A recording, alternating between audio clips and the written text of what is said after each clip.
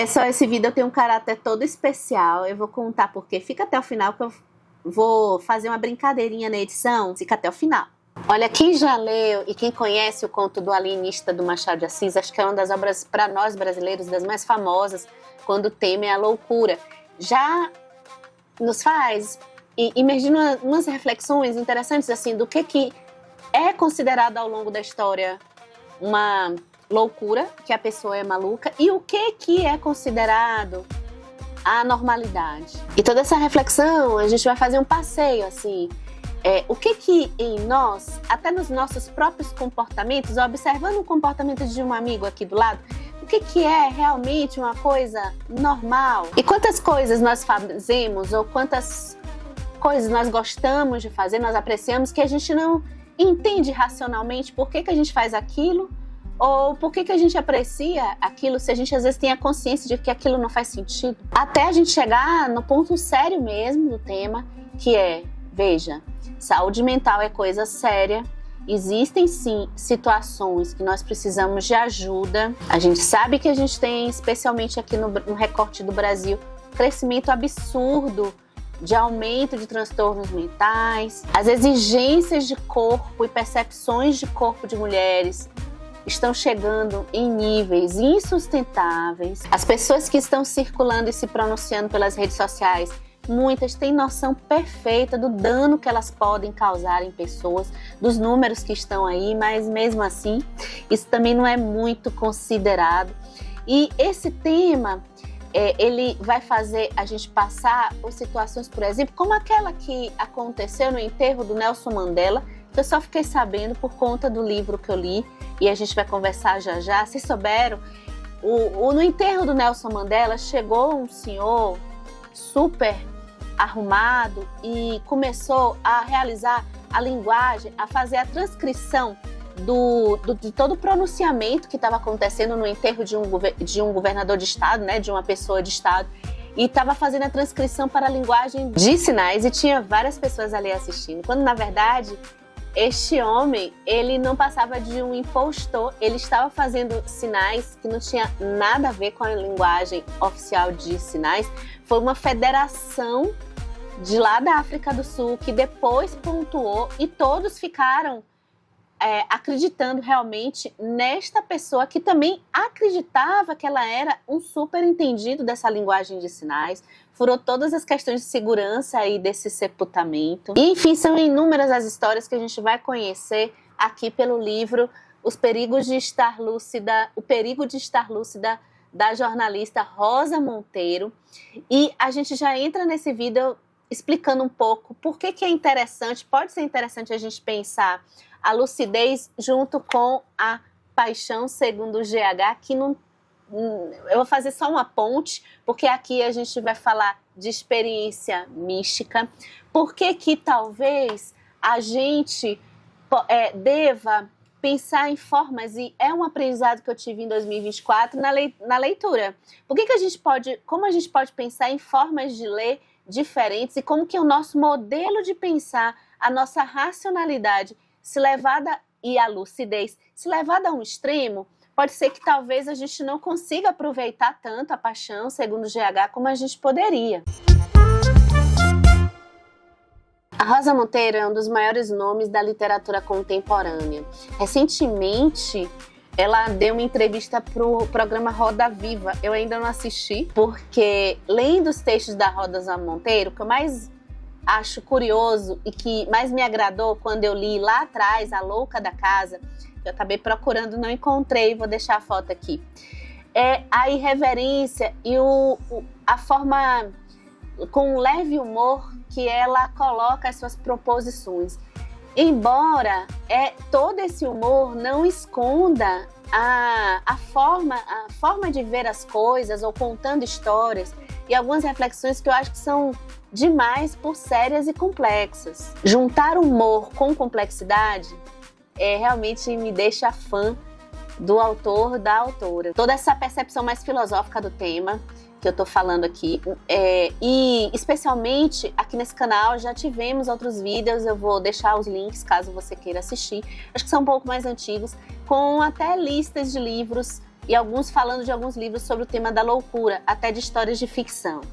O Perigo de Estar Lúcida, de Rosa Monteiro, é um deleite para quem gosta de ler, para quem é interessado por literatura, até para quem não é e é interessado pelo tema do que significa realmente a loucura, passando por esses caminhos. Um caminho mais, talvez, engraçado, tipo Machado de Assis, e provocativo, do conto alienista, até com temas sérios também, de incapacidade de perceber as coisas e perceber a imaginação extrapolando um limite propriamente dito, que estaria aí mais próximo dos transtornos mentais, vícios, em drogas e outras questões.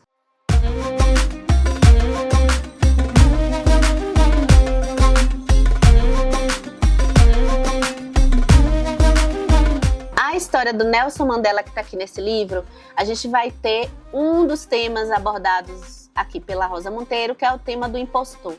Pessoas que se passam e acreditam que são outras pessoas, que a maioria vai entender que não é, como esse caso do enterro que eu falei. E isso tanto pode ser, de certa forma, cômico, como eu achei a situação do enterro do Nelson Mandela, um pouco cômica, assim, como também pode se transformar em algo sério, como a Rosa Monteiro vai falar de situações de pessoas até que se fizeram passar por ela.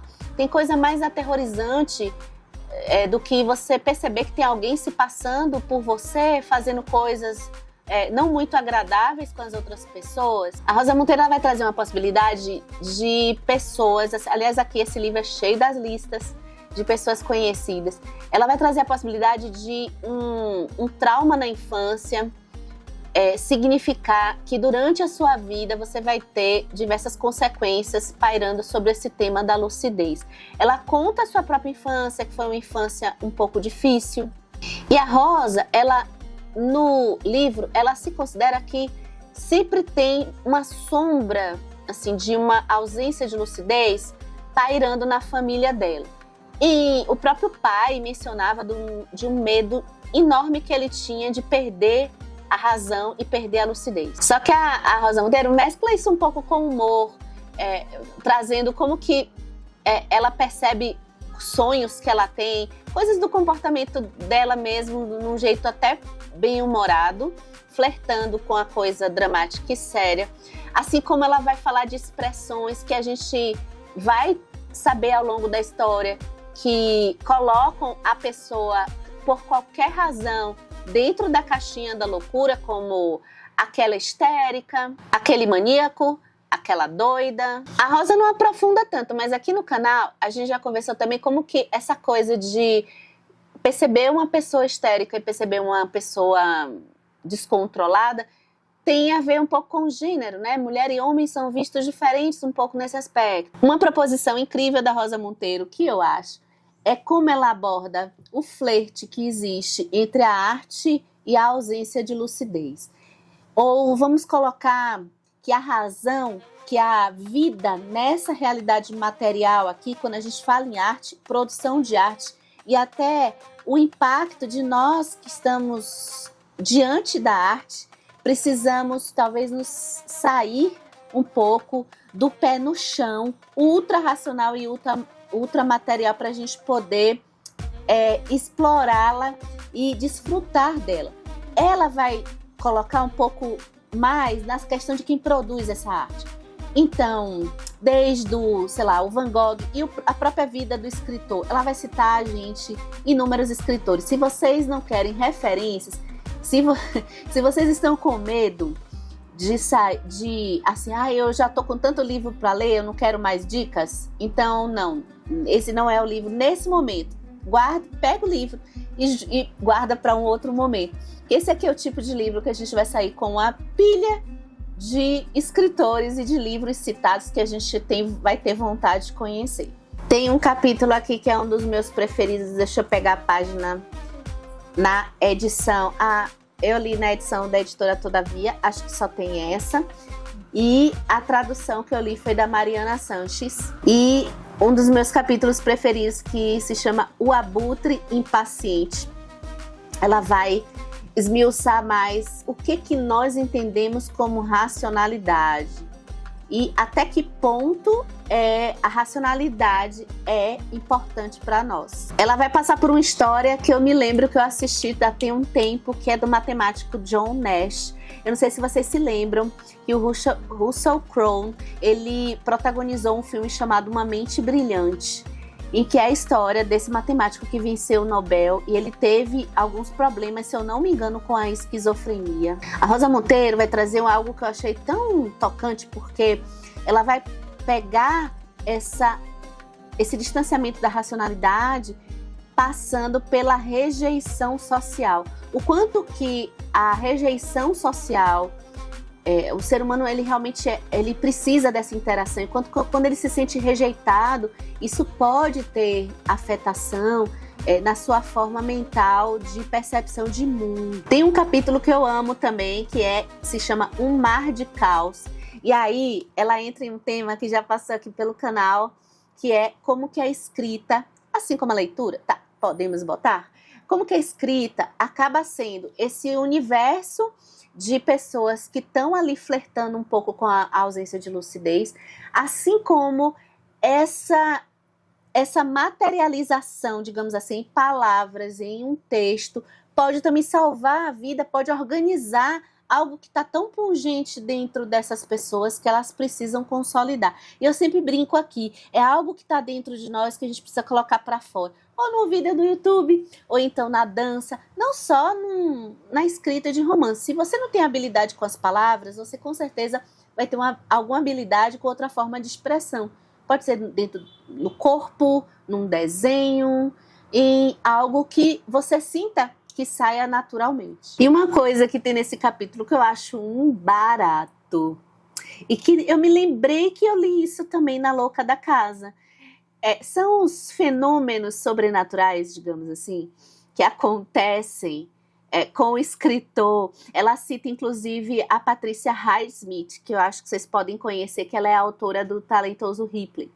E como que pode acontecer coisa, ela diz que, e a Rosa Monteiro fala na Louca da Casa e fala aqui também, que acontece com ela quando ela está escrevendo um romance. É o caso de você estar estudando, por exemplo, você está observando uma marca de carro e você do nada começa a ver um monte de carro dessa marca que antes você não via, certo? Ou você está estudando um local e você começa a ver no seu dia a dia várias coisas que naturalmente não apresentariam um pôster. E a Rosa Monteiro vai contar esse fenômeno com os romances. Então, um personagem, por exemplo, que está sendo escrito, está sendo desenvolvido, e às vezes ela fica mais obcecada com aquele personagem, não consegue desenrolar alguma emoção daquele personagem. Aí vamos supor que o personagem tem um nome super raro, Astrobaldo, tô chutando. E aí ela encontra uma pessoa com o nome Astrobaldo, né? Aqui, no Perigo de Estar Lúcida, eu não lembro o exemplo da Louca da Casa. Aqui no Perigo de Estar Lúcida, ela traz o exemplo de um objeto. Ela estava escrevendo um livro que se passava no século XII e começa a querer, ficou empacada numa pesquisa em que ela procurava uma espécie de escudo, um objeto com um nome que ela foi pesquisar assim na internet e teve dificuldade de achar, ou ela foi pesquisar e teve dificuldade de achar, ficou ali empacada, e aí depois de um período ela se depara num local com um pôster, uma coisa que era muito rara, e o pôster mostrando exatamente essa forma de escudo que ela estava procurando, esse objeto com o nome para os vários tipos que existiam. Ler A Louca da Casa me fez uma conexão em pensar em todo esse aparato amplo que a racionalidade, a ausência de lucidez pode passear em coisas boas, coisas ruins, coisas sérias, coisas divertidas, e o quanto que essa lógica de pensamento nosso, pelo menos da maioria eu acho, né, em que a gente está lendo literatura, eu não sei como foi a sua jornada de leitura, eu adoro quando vocês compartilham aqui no canal, mas assim, a leitura de livros, para mim, ela começou inclusive em estruturas em que começou tardia, né, já adulta, depois dos 30 anos, e as estruturas, né, de texto sempre nos levam a algo que tem um conforto, ou algo que a gente vai aprimorando, mas a gente vai entrando em contato com histórias e a gente sempre pensa, sei lá, enredo, narrativa, personagens, o personagem sai do ponto A para o ponto B. Até a gente, esse ano, eu pude perceber ainda mais algo que começou lá em 2023, como que muitas histórias podem não seguir essa lógica, essa lucidez. E a gente vai falar do próximo livro.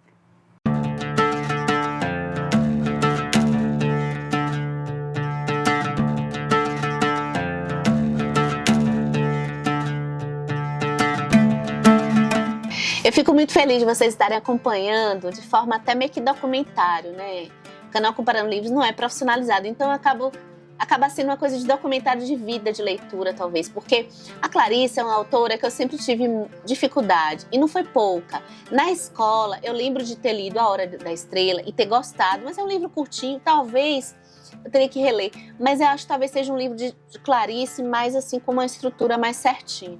Porque nos outros livros que eu já fiz a leitura dela, então teve a época dos contos, inclusive aqui no canal eu sou apaixonada pelo conto Búfalo, conto Mineirinho, mas eu me deparei com textos como O Ovo e a Galinha, que para mim não faziam sentido nenhum e até hoje não fazem, eu teria que voltar, mas eu não sei, sabe aquela estrutura de texto que eu me senti a pessoa mais burra do mundo.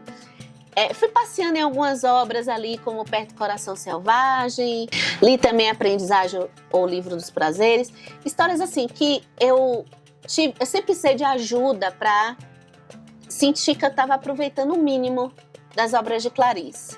Com a Paixão Segundo GH não está sendo diferente. Assim, as características de Clarice, acho que das mais marcantes é a introspecção. A introspecção é por si só muito subjetivo. Ler textos introspectivos, claro que a gente vai ter nossas preferências de gostar e não gostar, mas pode ser uma experiência interessante para sair do modelo do enredo. O que é o modelo do enredo? Que a gente tem um foco maior no que acontece com as pessoas. As pessoas saem da sua casa, vão para o trabalho, então estão acontecendo coisas com os personagens. Agora, aqui acontece pequenas coisas com os personagens em outros livros de Clarice que eu li, né? Mas não é isso, é tão pouco que acontece, porque a questão toda é a experiência.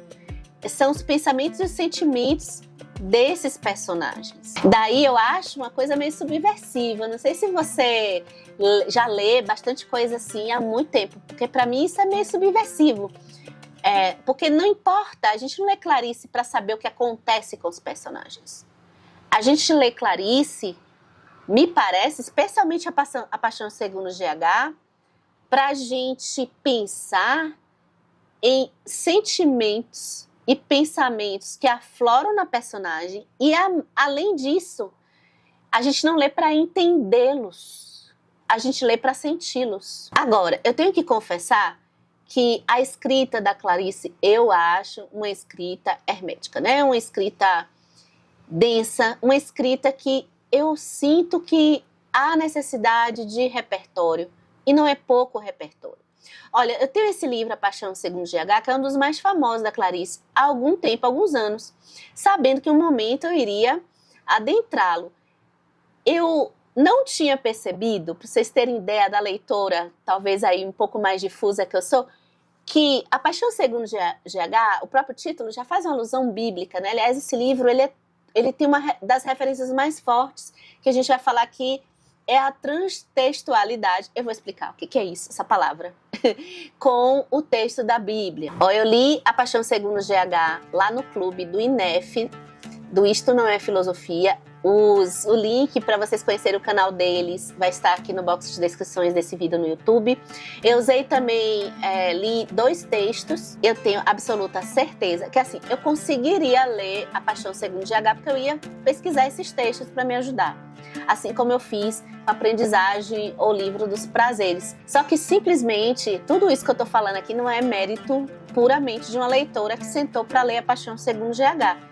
É mérito de outros textos que me ajudaram a aproveitar a minha primeira leitura da Paixão Segundo GH, que com certeza virão próximos.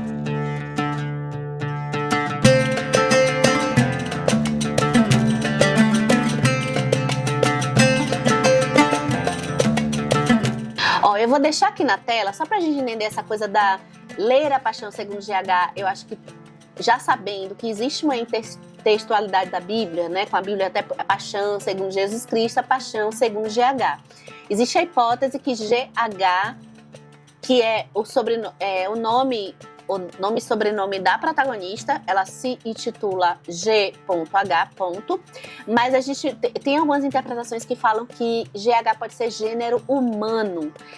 Então, Clarice está colocando esse texto aí, conversando com a Bíblia, mas querendo passar uma experiência mística dessa mulher que vai simplesmente, num domingo, tá sozinha em casa.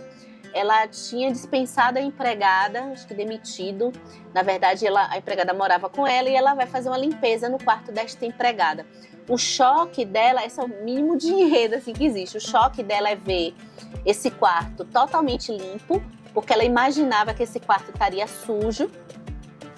E lá nesse quarto, ela vai começar a ter essa experiência meio transcendente, a partir também do momento que ela vê dentro do armário desse quarto uma barata. Eu vou botar uma tela aqui agora, só para vocês poderem depois dar o print, saberem um pouco sobre essa questão de transtextualidade, que é algo geral, que tem subgêneros, que acontece quando a gente percebe textos em outros textos. Eu vou falar de alguns que nos interessam mais, mas aí depois vocês leem, para não ficar chato, tá, gente? Vou ficar aulinha.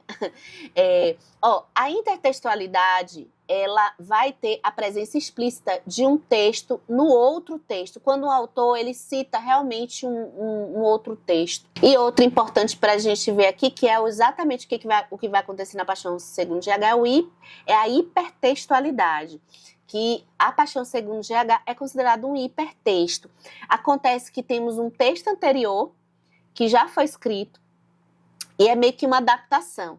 Você pega aquele texto anterior e a gente pode considerar a adaptação em outra mídia, talvez, mas como a gente está falando de textos, né, é uma adaptação daquele texto em um novo texto. Quando a gente vai lendo a Paixão segundo GH, a gente vai mergulhando na mente da GH, passando por essas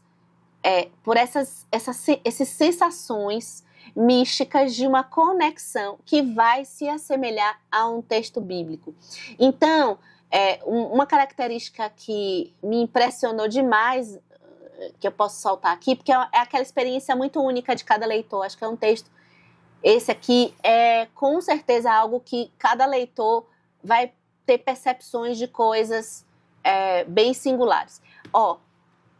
Os paradoxos de Clarice e como ela joga na palavra os paradoxos. Eu estou tentando racionalizar algo que eu acho que a gente não deve fazer nessa leitura, mas é só uma forma para vocês terem a noção de como que se dá o texto da Clarice na Paixão segundo GH. A Clarice repete coisas, bota palavras opostas, utiliza algo que eu aprendi que se chama oxímoro, que são frases que não vão fazer tanto sentido sob o ponto de vista da razão. E eu trouxe uns exemplos aqui para vocês verem, a gente discutir aqui, vocês que leram A Paixão segundo GH e vocês que não leram, não pode se falar em spoiler nesse livro. Eu trouxe, por exemplo, frases como essa que você está vendo. Eu estava vendo o que só teria sentido mais tarde quer dizer. Só mais tarde teria uma profunda falta de sentido. Então, sentido, falta de sentido. Viver não é vivível. Não deixes tomar essa decisão já tomada. Medo da minha falta de medo. Eu agora era pior do que eu mesma. Eu sempre havia tido uma espécie de amor para o tédio e um contínuo ódio dele. Foi sempre a minha vida errada que me anunciou para a certa. Na parte da transtextualidade, no caso da hipertextualidade aqui, na Paixão segundo GH, a gente tem também as semelhanças de orações.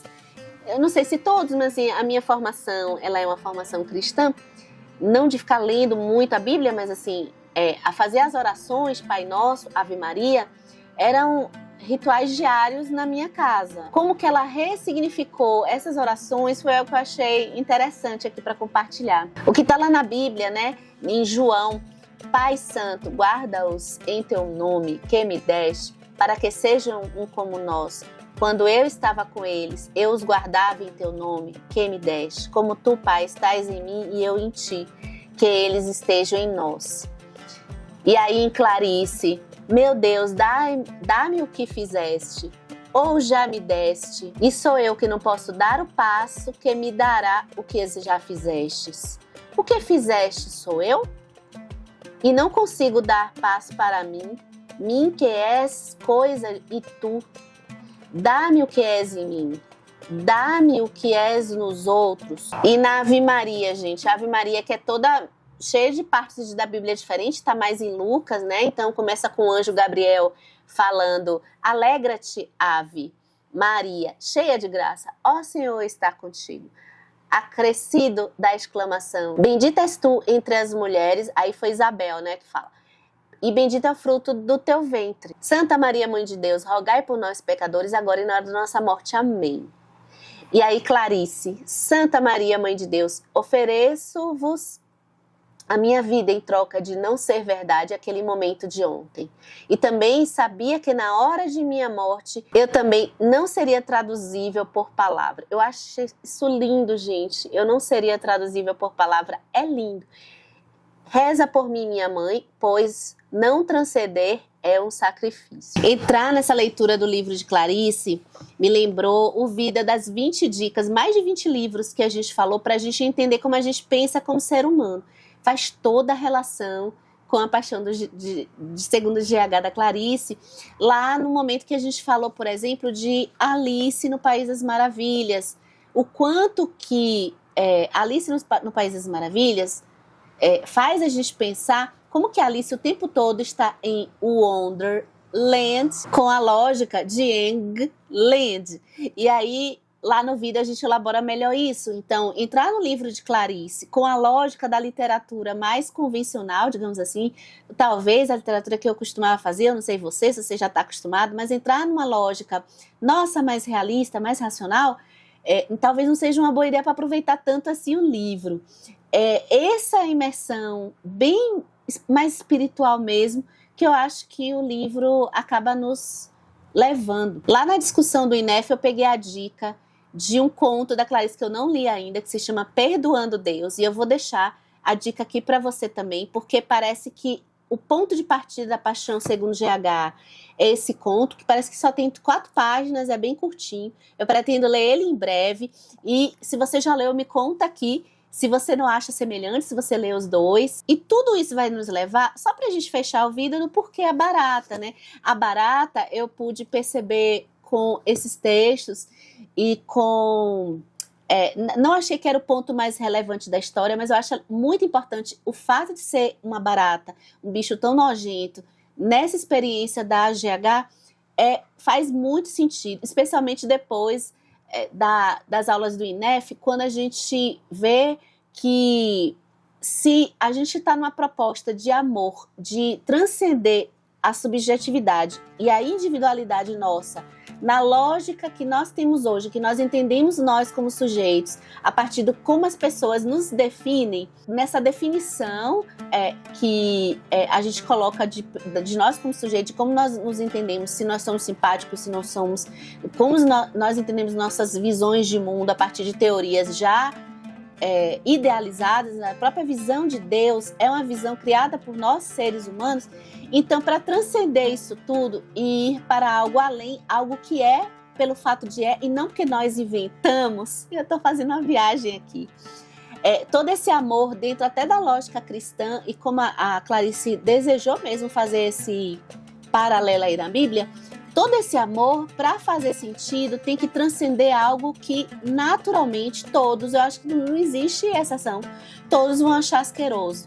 E por isso é barato, porque tem que ser com algo que é muito difícil a gente superar, né? A gente não poderia ser algo menos nojento, tinha que ser algo que mais universal mesmo. E que tem um ponto que eu acho muito interessante, que é um ser que está há milhares de anos, a barata, é um ser que está há milhares de anos, então ele tem e que também vai permanecer durante muitos anos, porque a barata é um dos seres mais resistentes que existem. Então é um ser que é como se ele fosse realmente onipotente, assim.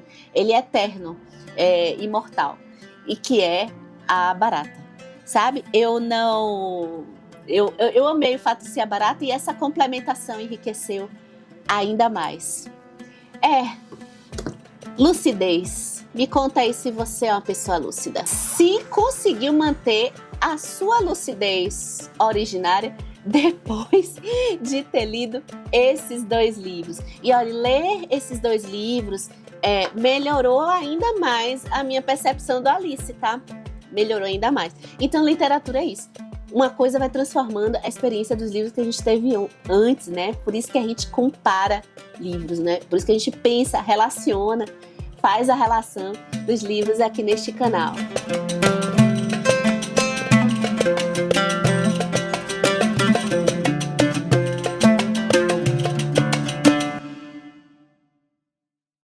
Isso ficou legal.